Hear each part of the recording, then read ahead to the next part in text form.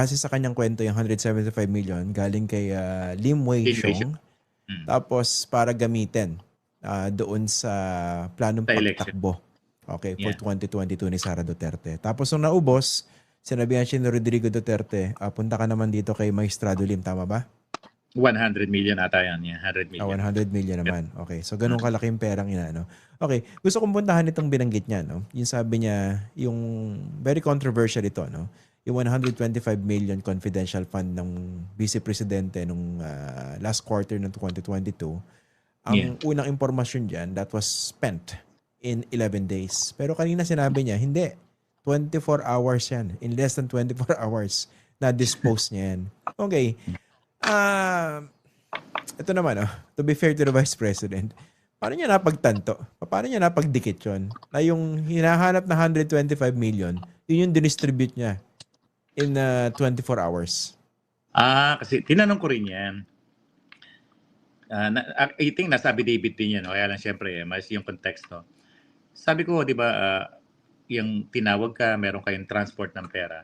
Tinatanong mo ba kung blood money yan, kung drug money yan, or what? The attorney, execute lang ako. Transport, di ba? Pick up, transport. You don't question. Hindi mo tatanungin kung saan galing yung pera. Okay, so nag-deliver ka ng pera, nagawa mo yung assignment mo, nag-report ka, mission accomplished. Tapos na. So, at what point in time mo na-realize na yung perang pinag-uusapan sa confidential funds, yung nga yung dinistribute mo, di ba? Kasi hindi naman sa'yo sinabi eh. I think tinanong ng isang lawmaker kanina yan, binanggit ba sa'yo nilang Lasco kung confidential funds? So sabi niya, no. Which is true kasi hindi naman sasabihin ni Nolasco na confidential funds yan, di ba? Confidential nga eh. Oo, kayo confidential nga ito. Basta may pera, ihatid mo. And then sabi ko, kailan mo napagtanto? Well, siyempre, meron namang radio, TV doon sa jail. Naririnig daw niya yan sa isang radio station. Di ba nagkaroon ng hearing ng Quadcom, I think, noong September, October 2024. No, 2024 ba yun? 2024. Tama. Yung yung congressional hearing on good government na kung saan na-discuss tong confidential funds na to, yung extrajudicial killing, naalala mo yun? Yung, tapos yung mga nagrarally, yung mga biktima ng EJK, no? That was 2024.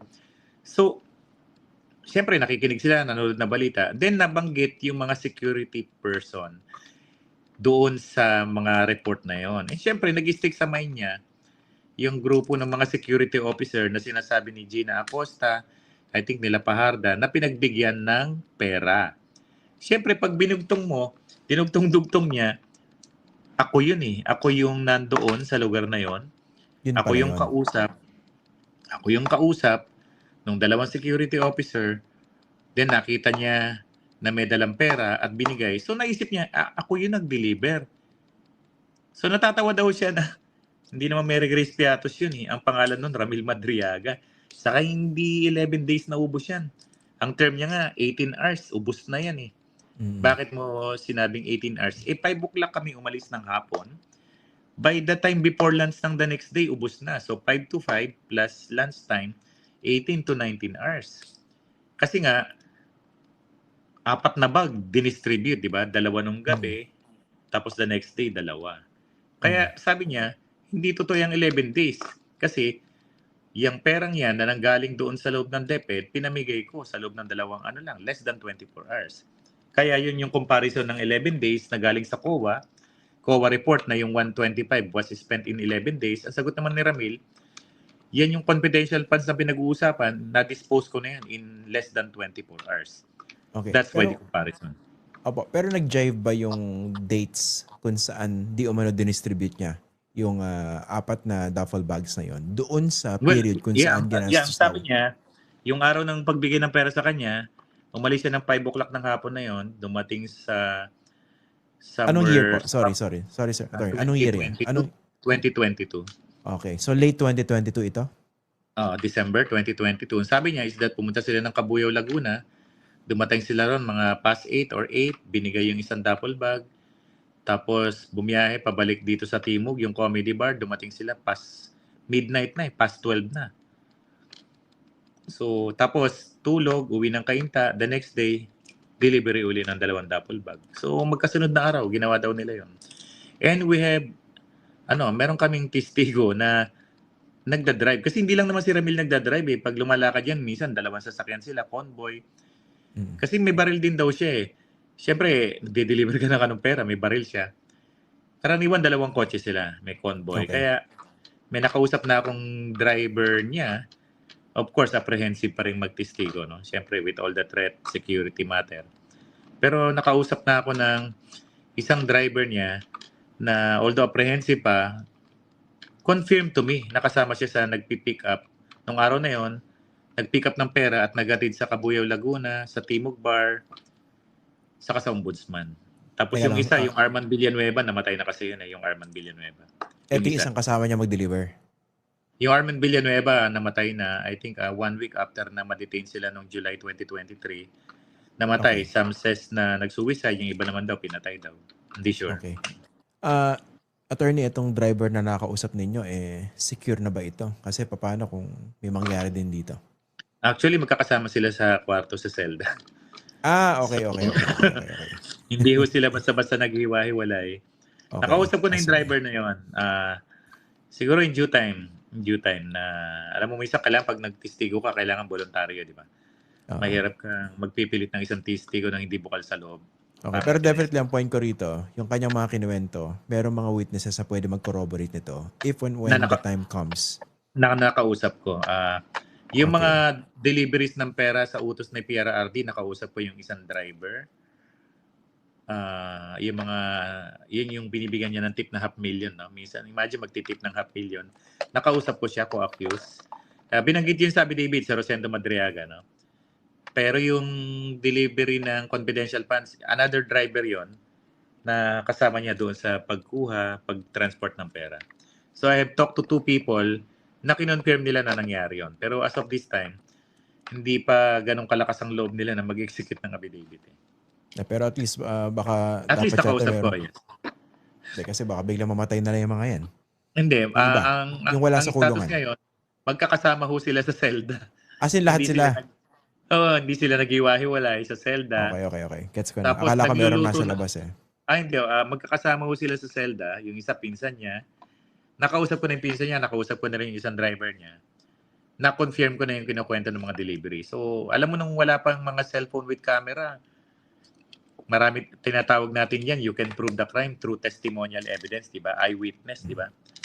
Eyewitness, nakita mo yung crime, nakita mo yung ginawa. Kaya lang, nausan na yung cellphone with camera. Kulang na lang, lahat ng gagawin natin, may picture di ba? Nasanay na tayo sa ganun. Diba? Attorney, ito last, no? Yung bank waiver.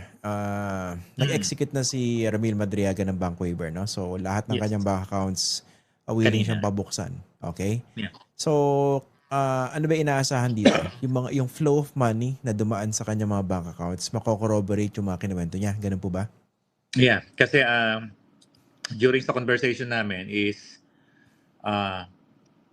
nagkakaroon na lang daw siya ng bank account at sasabihin siya na may bank account siya sa ganito. Mayroon siyang account sa ganitong bangko at may papasok na pera dyan at magwi-withdraw na lang siya.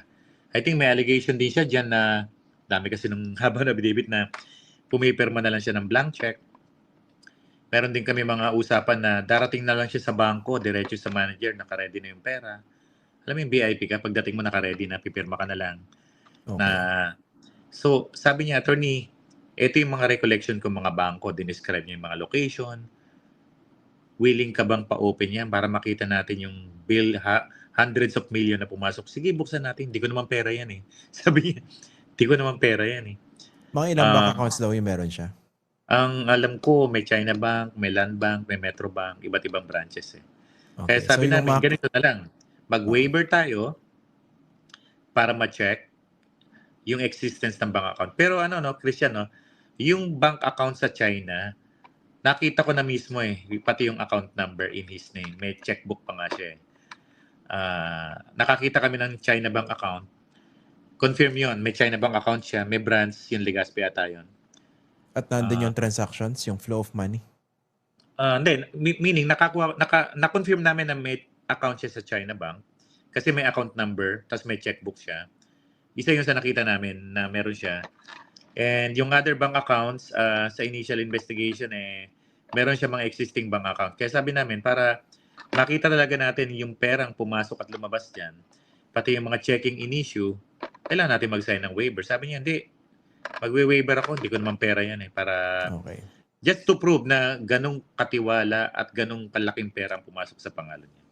Oh, sige. Magkakaalaman niya, no? Para makorroborate yung kanyang mga kinikwento, no? Kasi kung, kung targa, milyon-milyon yung dumadaan sa ano niya, sa bank accounts at hindi naman maipaliwanag ng kanyang legal income, di ba? Yun pa lang, ano na yun eh. Red flag na Well, yun, ang, di ba? ang sabi nga niya, ang income niya cash 100 to 150,000 na binibigay sa kanya. Pero kung lilitaw doon sa mga bank account na yon, kasi ano eh, hindi naman siya yung nagdi-deposit sa account eh. Sasabihin lang na sa kanya, may account ka diyan, may papasok diyan. Mag-withdraw ka ng ganito. Pagdating daw niya sa bangko, hindi Alam naman daw na. siya pumipili eh. Minsan Alam pagdating na. niya ron, naka-ready na yung pera, bibit-bitin na lang eh. Okay. So parang Grabing naging DLG. naging dummy, para sabi nga niya for laundering purposes yan.